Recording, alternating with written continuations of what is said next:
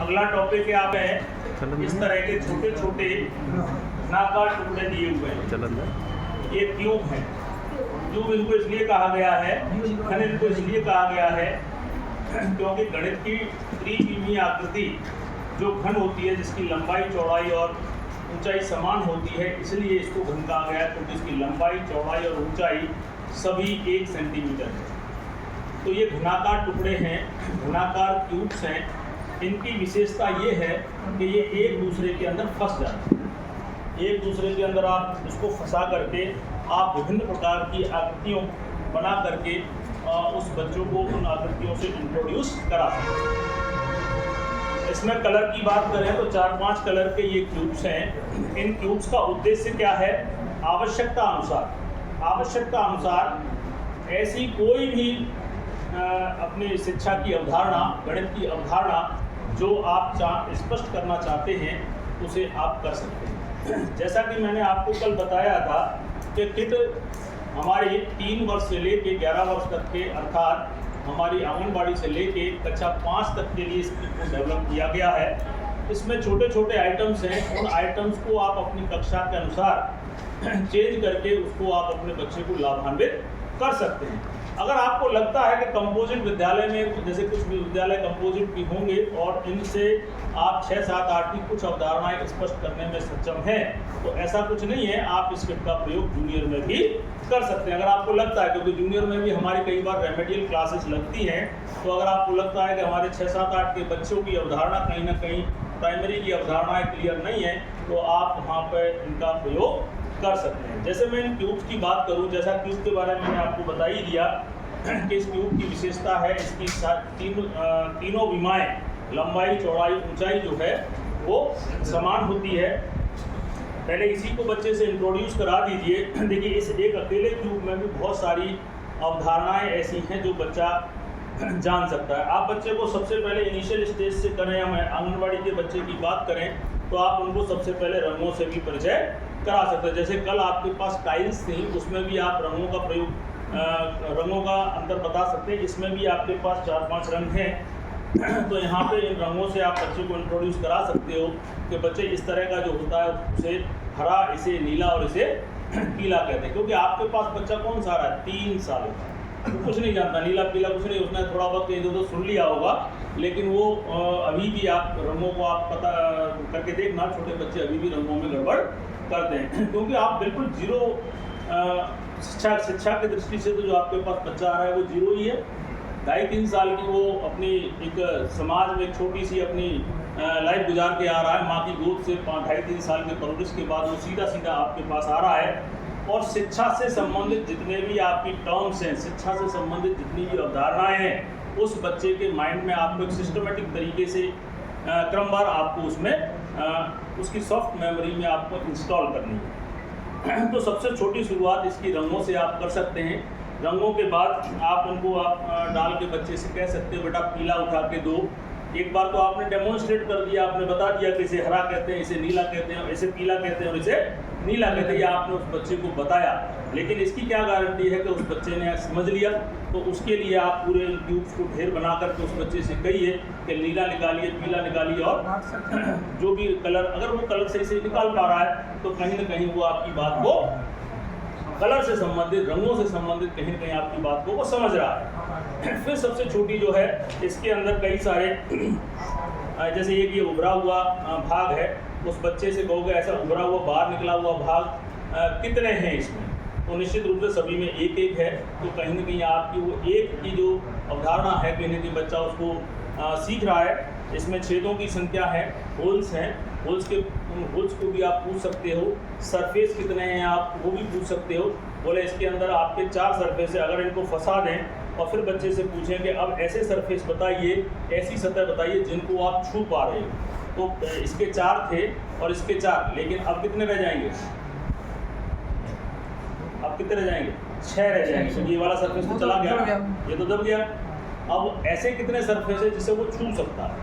तो सीधी सी बात है आपके 1, 2, 3, 4 और 5 और 6। तो इस तरह से कहीं ना कहीं आप गिनती, सरफेस और इन छोटी छोटी संक्रियाओं के माध्यम से जो आपकी गिनतियां हैं, और उससे आप व्यवहारिक ज्ञान को, उसको आप जोड़ सकते हो। फिर कल जैसा कि उसमें टाइल्स में बताया था, आप वो सारी प्रक्रिया जो टाइल में बताई थी लगभग यहाँ भी हो जाएंगी। आप एक पैटर्न बना सकते हैं। पैटर्न क्या है आपका? हरा लाल और यहाँ पे पीला, नहीं सॉरी हरा और पीला, हरा पीला। तो अब यहाँ पे नेक्स्ट क्या आएगा? तो पीले के बाद हरा। इसी प्रकार यहाँ पे हरे के बाद क्या आएगा? पीला।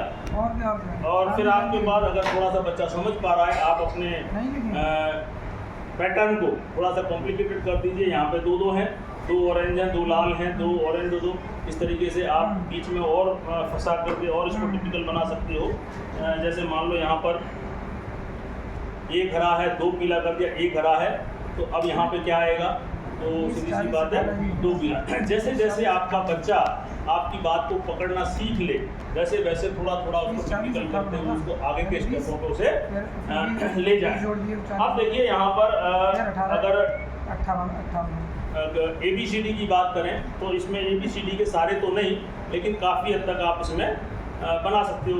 गणित की बात करें तो 7 सारे तो नहीं बन जाएंगे, लेकिन जितने इसमें संभव हो, जैसे 1 है, 2 है, 1 है, 3 बन जाएगा, है ना, जो सिंपल है।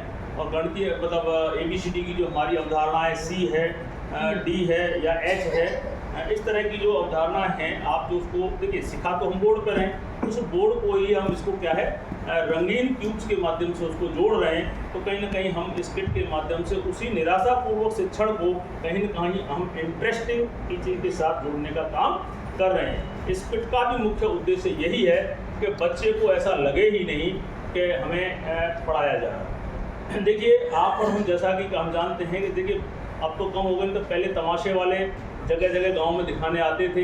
हालांकि उस तमाशे में हम सब जानते होते हैं, लेकिन फिर भी कहीं ना कहीं हमें उसको दोबारा देखने की इच्छा हो ही जाती। हम जानते हैं कि क्या करेगा, लेकिन हमें कहीं ना कहीं उसमें इंटरेस्ट पैदा होता है। जब हम इस एज में ऐसा इंटरेस्ट हमें पैदा हो सकता है, तो छोटे छोटे बच्चों में क्यों नहीं?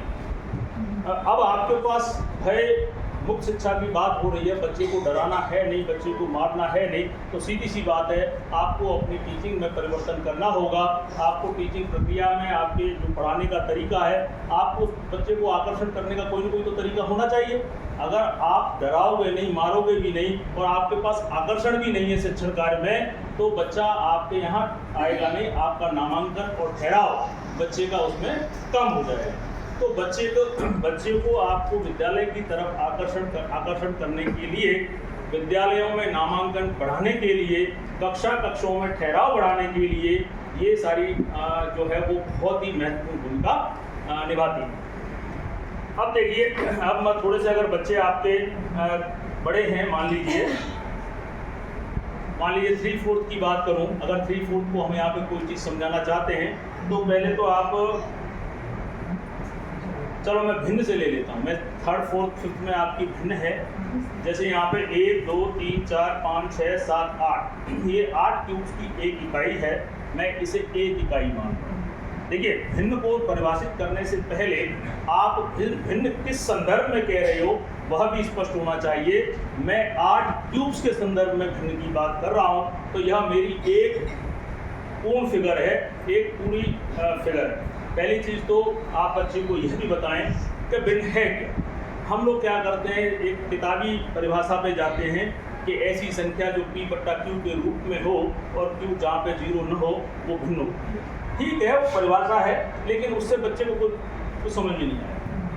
ये सारी चीज़ें बच्चा बाद में समझेगा। आप बच्चे को पहले इसका व्यवहारिक और प्रैक्टिकल अर्थ बताइए कि भिन्न है क्या। भाई हमारा नंबर सिस्टम है 1 2 3 4, जो हमारा नंबर सिस्टम है, जो हमारा नेचुरल नंबर है, उसके बाद हमारे होल नंबर है, पूर्ण संख्याएं हैं। और तो ये एक नई भिन्न बटा क्या है, 1/4 1/5 क्या है। तो आप वहाँ पे कहीं ना कहीं बच्चे को आप जोड़ सकते हो कि बेटा 1 2 3 4 5 ये आपकी पूर्ण संख्याएं हैं। इसके अलावा भी आपने समाज में ये शब्द सुने होंगे, आधा, पौना, डेढ़, सवा, ठीक है ना। ये सारी जो आप सुन रहे हो, 1 सवा, 1.5 2 2.5 पौने 3 पौने 4, ठीक है ना, थोड़ा ज़्यादा थोड़ा कम, ये सारी आपकी क्या है, भिन्न है। ऐसी सभी संख्याएं जिनको आप पूर्ण संख्या के रूप में व्यक्त न कर पाएँ, वो सारी संख्याएं आपकी क्या कहलाती हैं, भिन्न। अगर सिस्टमेटिक किताब की परिभाषा की बात करें तो जो मैंने आपको पहले बताई कि ऐसी सभी संख्याएं जो P बटा Q के रूप में लिखी जा सकें जहां पे Q नॉट इक्वल टू 0, जहां पे P आपका अंश है और Q आपका हर है। ये तो रही किताबी बात, लेकिन पहले उसको व्यवहारिक बात से जोड़िए कि बेटा ऐसी सभी संख्याएं जो अधूरी भिन्न है। अगर मैंने बच्चे से कहा कि ये बेटा नाप, ये मैं आपको एक स्केल दे रहा हूँ और इस बेंच की लंबाई को नाप, बच्चे ने नापा तो मान लो अगर ये पूरी की पूरी आ गई, मान लो 4 आ गई, तो बच्चा पूरा कहेगा कि 4 स्केल है। अगर मैं इसको 30 सेंटीमीटर 1 फुट मान लूँ तो ये कितना हो गया आपका 4 फुट, अगर 4 पूरी ये आ जाती है तो।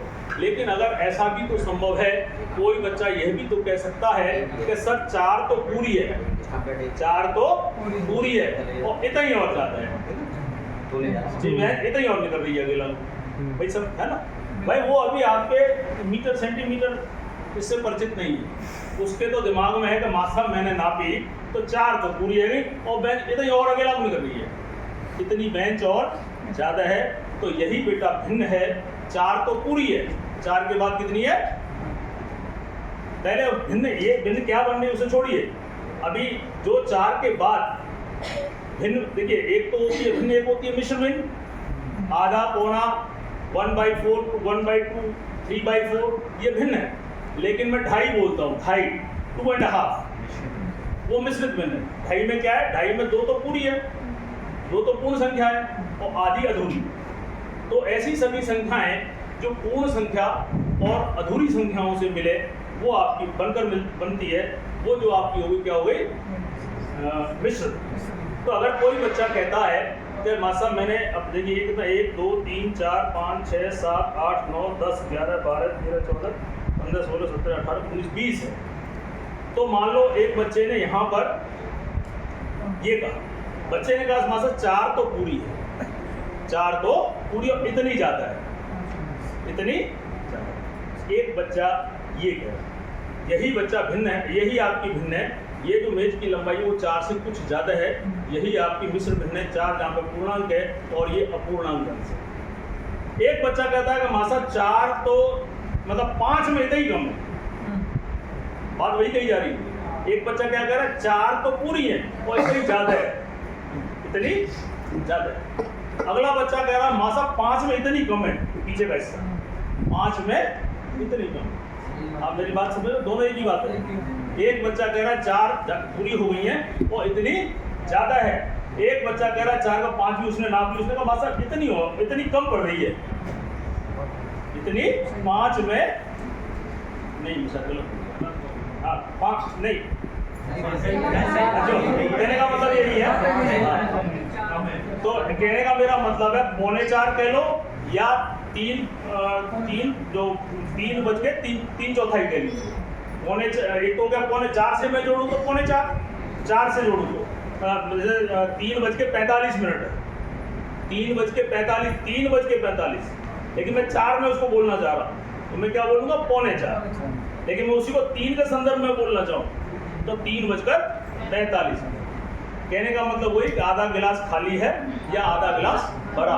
तो ठीक उसी प्रकार कोई बच्चा कह सकता है कि इतनी ज़्यादा है और 4 से इतनी ज़्यादा है, कोई ऐसा कह सकता है कि 5 से इतनी कम है। तो यहाँ पे अभी आपने केवल बच्चे को भिन्न जैसे टिपिकल शब्द से इंट्रोड्यूस कराया।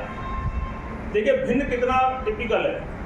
देखिए वैसे अब यहाँ पर बाइलिंगुअल लैंग्वेज की बात हो रही है, अब ऐसा कुछ भी नहीं है। अगर आपका बच्चा इंग्लिश वर्ड से समझ पा रहा है तो आप इंग्लिश को भी साथ ही साथ चलाइए। वो समय गया कि प्योर हिंदी या ऐसा कुछ नहीं। अगर बच्चे को फ्रैक्शन बोलने में मज़ा आ रहा है आएगा भिन्न की जगह, तो आप उसको फ्रैक्शन से कराइए, भिन्न और फ्रैक्शन दोनों मिक्स चलने दीजिए, उसको दोनों वर्ड से उसको इंट्रोड्यूस होने दीजिए। और देखिए भिन्न कितना टिपिकल है, क्या भिन्न बच्चा लिख पाएगा? अगर आप देखो तो वैसे मैथमेटिकल टर्म्स जो है वास्तव में लघुत्तम, समापवर्तक और ये मैं समझता हूँ इंग्लिश में थोड़े से टिपिकल है, जबकि इंग्लिश वर्जन इनके बहुत आसान है, एलसीएम, लीस्ट कॉमन फैक्टर और तो जो भी है। आपको टीचर का काम क्या है, मेरा बच्चा समझे, चाहे वो लासापा कह के समझे, चाहे वो एलसीएम कह के। कॉन्सेप्ट उसको मैथ हमें भाषा से कोई ज़्यादा लेना देना नहीं है।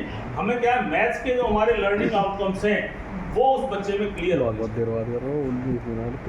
तो देखिए अब आगे आपकी भिन्न की बात, तो मैं इसकी बात कर रहा था 1 2 3 ये 8 इकाई को मैं 1 मानता हूँ, 8 इकाई। तो अगर मैं इसको 1 ले लेता हूँ तो भिन्न क्या है? अब भिन्न को थोड़ा सा और आगे चलिए, बच्चों को बताइए भिन्न क्या है। भिन्न कुछ नहीं है, जो भी आपकी 1 इकाई है उसको कितने भागों में आप बांट रहे हैं उसको बांट लीजिए। जैसे मैं इनकी